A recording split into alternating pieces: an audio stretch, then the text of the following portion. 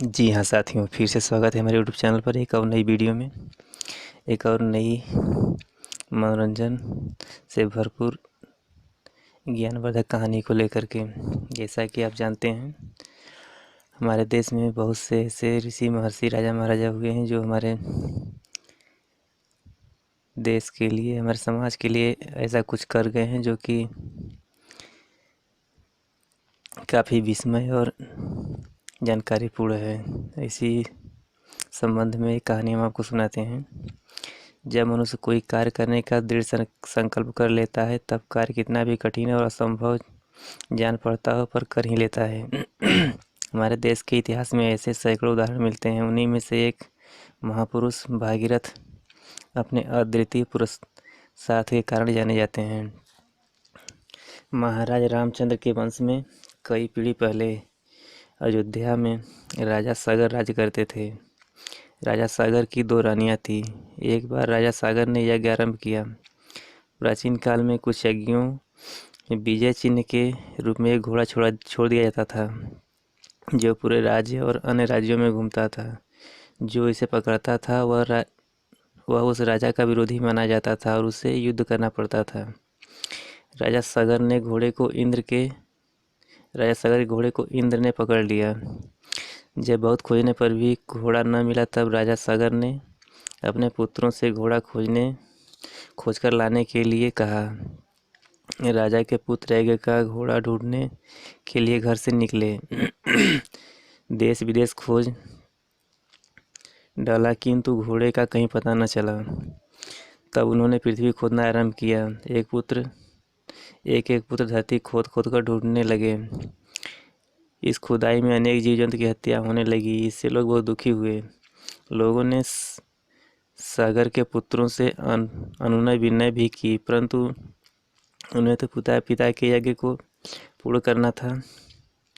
उन्होंने किसी की बात पर ध्यान न दिया और धरती खोदते चले गए। अंत में एक स्थान पर पहुंचे जहां मुनि कपिल बैठे हुए थे और वहीं उनके निकट घोड़ा बंधा हुआ था। कुछ हुआ यह था कि घोड़े को इंद्र ने छिपाकर वहां बांध दिया था। राजा के पुत्रों ने समझा कि उनके पिता के यज्ञ में विघ्न डालने वाला यही है। क्रोध में बोले, तू ही हमारे पिता की यज्ञ के घोड़े को चुरा लाया है। देख, सागर के पुत्र तुझे खोजते खोजते आ गए। कपिल मुनि को बहुत क्रोध आया और उन्होंने इन पुत्रों को वहीं भस्म कर दिया।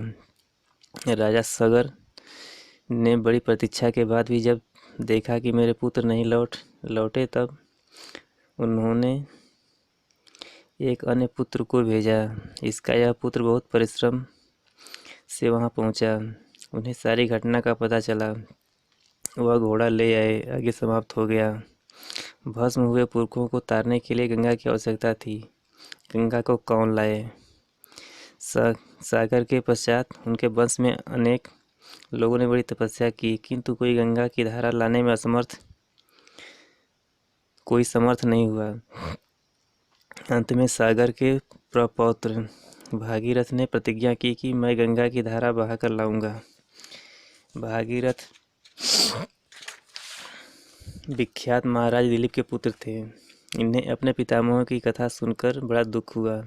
उन्हें इस बात का दुख था कि मेरे पितामह यह कार्य न कर सके। उनके कोई संतान न थी और वह सारा राज्यकार मंत्रियों को सौंपकर तप करने चले गए।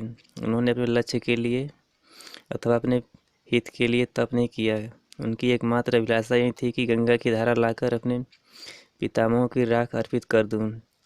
बहुत तपस्या के पश्चात वह गंगा की धारा लाने में सफल हुए, इसलिए गंगा को भागीरथ भी कहते हैं। यह प्रश्न हो सकता है कि भागीरथ गंगा को किस प्रकार लाएं। ऐसा जान पड़ता है कि गंगा की धारा पहले पहाड़ों के बीच होकर बहती थी। अपने राज्य के लिए या देश के लिए भागीरथी उनकी धारा वहां से निकालकर मैदानी भागों में लाए। आजकल की भी पहाड़ों को काटकर बड़ी बड़ी नहरें लाई जाती हैं। भागीरथ ने लगन और विश्वास से यह कार्य किया और यह पूर्ण रूप से सफल हुए। यह कार्य महान था। इसी से महान कार्य करने में जो लोग कार्यरत होते हैं, कहा जाता है उन्हें भागीरथ प्रयत्न किए कहा जाता है। ऐसा कहा जाता है कि गंगा को लाने के पश्चात और उनके पितामह की धार्मिक क्रिया करने के पश्चात बहुत दिनों तक महाराज भागीरथ ने अयोध्या में राज किया। इससे स्पष्ट है कि उन्होंने गंगा की धारा अपने राज्य के हित के लिए बहाई। महर्षि वाल्मीकि ने अपनी रामायण में उस घटना का बहुत रमणीय वर्णन किया है। आगे आगे भागीरथ का रथ चला आ रहा है और पीछे पीछे गंगा की धारा वेग से बहती चली आ रही है। गंगा से हमारे प्रांत को बहुत लाभ होता है। धन धान्य से हमें कितना लाभ पहुंचता है, इसका वर्णन कहाँ तक किया जाए उतना ही कम है। इसकी महत्ता से पोथियाँ भरी पड़ी हैं। जिस महापुरुष ने ऐसी सरिता का दान हमें दिया, उनके कृतज्ञ तक क्यों न हो। भागीरथ जी के कार्य का महत्व हम इस बात से समझ सकते हैं कि यदि आज गंगा न होती तो हमारी स्थिति क्या होती।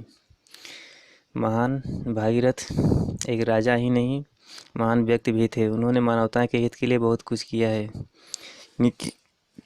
इनकी गाथा को जीवन काल तक मानव द्वारा पढ़ा और सुनाया जाएगा। इस तरह की मज़ेदार वीडियो पाने के लिए चैनल को सब्सक्राइब करें। फिर मिलते हैं नेक्स्ट वीडियो में।